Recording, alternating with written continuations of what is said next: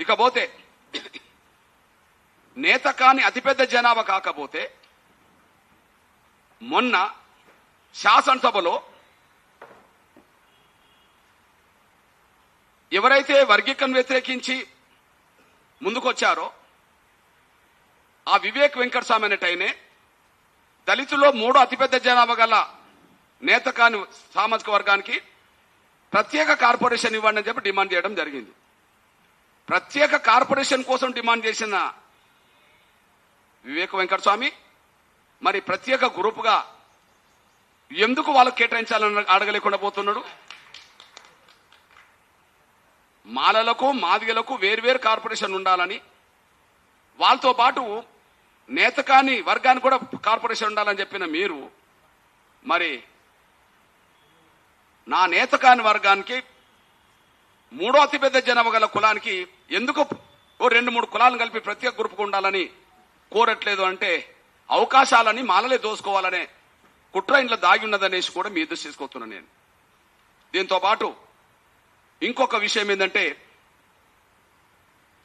అంతకుముందు సి గ్రూపులో ఉన్న 2 కులాలు అంటే మెరుగైన ప్రయోజనం పొందిన కులాల లిస్టులో ఉండబడే 2 కులాలు, అందులో మన్నె, అందులో పంబాల, ఇవి సి గ్రూపులో ఉన్న కులాలే కాకుండా ఆర్థికంగా లబ్ధి పొందిన కులాలే, విద్యాపరంగా ఉద్యోగపరంగా లబ్ధి పొందిన కులాలే. వాళ్లను అత్యంత వెనుకబడ్డ కులాలైన మొదటి గ్రూపులో చేర్చడం జరిగింది. అంటే మొదటి గ్రూపులో 15 కులాల్లో 13 కులాలు బలహీన కులాలు.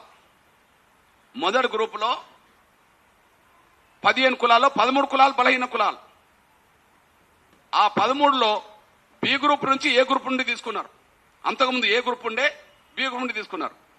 కానీ అంతకుముందు సి గ్రూప్ లో ఉండబడే మన్నె అండ్ నేతకాన్ని మళ్ళా అత్యంత బలహీన కులాల్లో చేర్చారు. అందులో కూడా కుట్ర దాగి ఉన్నది ఏంటంటే ఆ బలహీనులకు మిగిలిన 13 కులాలకు సంబంధించిన రావాల్సిన అవకాశాలను ఈ లబ్ధి పొందిన కులాలుగా డెవలప్ అయినాయే, ఆ డెవలప్ అయిన కులాలే మిగిలిన మొదటి గ్రూప్ లో ఉండబడే ఆ వర్గాల ప్రయోజనాలను వీళ్ళను దోసుకోవడానికి అందులో చేరినట్టుగా కనిపిస్తున్నది. అంటే కమిషన్ ని ప్రభావితం చేసినట్టుగా, ముఖ్యమంత్రిని ప్రభావితం చేసినట్టుగా ఆర్థిక వనరులు ఉండబడే మాల కులస్తులు, రాజకీయంగా పట్టు బిగించిన మాల కులస్తులు, శాసించే స్థాయిలో ఉండబడే మాల స్వార్థపరులు ఇవాళ మాదిగలకు అన్యాయం చేస్తున్నారు. మొదటి గ్రూపులో ఉండబడే మిగతా 13 కులాలకు అన్యాయం చేస్తున్నారు. ప్రధానంగా మూడో అతిపెద్ద జనాభా గల నా నేతకాని వర్గాన్ని కూడా దోసుకోవాలనే కుట్ర చేస్తున్నారు.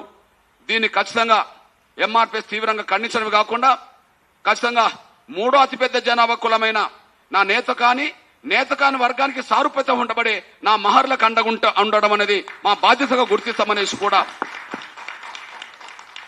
ప్రత్యేక వర్గంగా గుర్తించాలనే ఓ ప్రయత్నాలకి, ప్రత్యేక వర్గంగా రిజర్వేషన్లు కేటాయించాలనే ఒక డిమాండ్కి ఖచ్చితంగా ఎంఆర్పీఎస్ ఎప్పుడు నా నేతకాని మహర్ వర్గానికి నిరంతరం అందుబాటులోకి వస్తాం.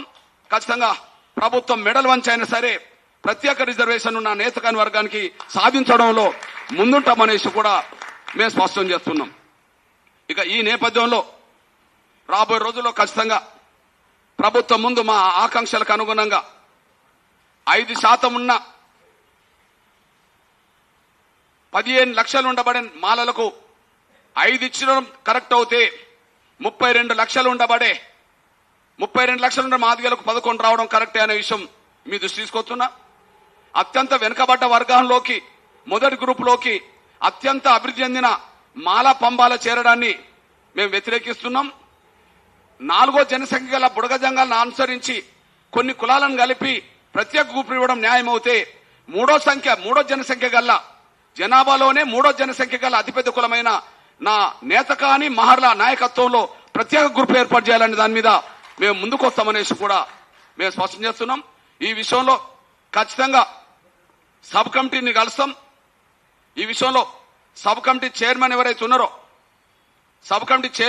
ఉన్నారో ఉత్తమ్ కుమార్ రెడ్డి గారి నాయకత్వంలో కమిటీ సభ్యులను త్వరలోనే కలుస్తాం. ఏవైతే మా విజ్ఞప్తులు ఉన్నాయో, ఏవైతే మేము ప్రతిపాదనలు పెడుతున్నామో ఆ ప్రతిపాదనలు న్యాయం గనక మా విజ్ఞప్తులను న్యాయబద్ధంగా ఆలోచించి ఖచ్చితంగా శాసనసభలో చట్టరూపం దాల్చక ముందే, శాసనసభలో వర్గీకరణ ప్రక్రియ చట్టరూపం దాల్చక ముందే ఖచ్చితంగా మాదిగల ఆకాంక్షల్ని, అదే సమయంలో నా నేత కాని ప్రజల ఆకాంక్షల్ని, మొదటి గ్రూపులో ఉండబడే భయాందోళనని, మొదటి గ్రూపులో భయాందోళన ఏంటిది, అక్కడ మన్నే అండ్ పంబాల అక్కడ చేరడం, అక్కడ భయాందోళనకు గురవుతుండ్రు. నిన్న ఒక విషయం గుర్తు చేస్తున్నా. మొన్న ఇక్కడ ప్రెస్ మీట్ జరుగుతున్నప్పుడే వందలాది మంది మా మాంగులు, ఆదిలాబాద్ నిజామాబాద్ జిల్లా నుంచి వందలాది మంది మాంగులు వచ్చారు. అన్నా మేము ప్రత్యేకం కోరుకోలేదే, మేము బి గ్రూపులు ఉంటేనే మేము బాగుపడతామన్నా అని చెప్పి, ఏబిసిడి వర్గీకరణ జరిగినప్పుడు బి గ్రూపులు ఉన్నప్పుడే మాకు ఉద్యోగాలు వచ్చినాయన్నా, మమ్మల్ని ప్రత్యేక గ్రూపులో చేర్చొద్దని వాళ్ళు అనిపోయారు. వాళ్ళు రేపు వస్తున్నారు. అంతేకాదు, నిన్న కొంతమంది అన్న ఉన్నప్పుడే బుడగజంగాలకు సంబంధించిన పెద్దలు కూడా వచ్చి, అన్నా మేము ప్రత్యేక గ్రూప్ కోరుకోవట్లేదన్నా, మమ్మల్ని కూడా మన గ్రూప్లో ఉండేటట్టు చూడండి అని చెప్పి నిన్న వాళ్ళు వచ్చిపోయారు. రేపు వాళ్ళతో ఒక సమావేశం ఉన్నది. నేను వాళ్ళకి చెప్పాను, మీకు మాతో కలిసి ఉండే స్వేచ్ఛ ఎట్లయితున్నదో విడిపోవాలనుకున్న విడిపోయే హక్కు కూడా ఉన్నది. మేము కలిసి ఉండాలని బలవంత పెట్టాం. మీరు విడిపోతామంటే కలిసి ఉండమని మేము గట్టిగా కోరం. మీకు కలిసి ఉండాలనే ఆకాంక్ష ఉంటే కలిసి ఉండండి. మీకు ఏదైనా ఇబ్బంది అనుకుంటే మీరు విడిపోతామన్నా విడిపోండి. మీకు కలిసి ఉండే స్వేచ్ఛ ఉన్నది, విడిపోయే హక్కు కూడా ఉన్నది. ఈ రెండింటిని మేము గౌరవిస్తున్నాం. మీరు ఏదో ఒక ప్రతిపాదనతో మీరు రండి. నిన్న చెప్పింది అదేగా, మీరే ఏదో ఒక ప్రతిపాదనతో రండి అని చెప్పి వాళ్ళకు విజ్ఞప్తి చేయడం జరిగింది. అంటే అందరి ఆకాంక్షలను గౌరవించే వ్యక్తిగా నా వంతు పాత్ర సమాజం కోసం, మా దళితులందరి కోసం కేటాయిస్తాం. ఇందులో ఏ ఒక్కరికి అన్యాయం జరగకుండా చూడాల్సిన బాధ్యత ఉద్యమాలను ముందుకు తీసుకెళ్లే వ్యక్తులైన మా మీద ఈ విషయంలో ఆధారపడి ఉన్నదనేసి కూడా గుర్తు చేస్తూ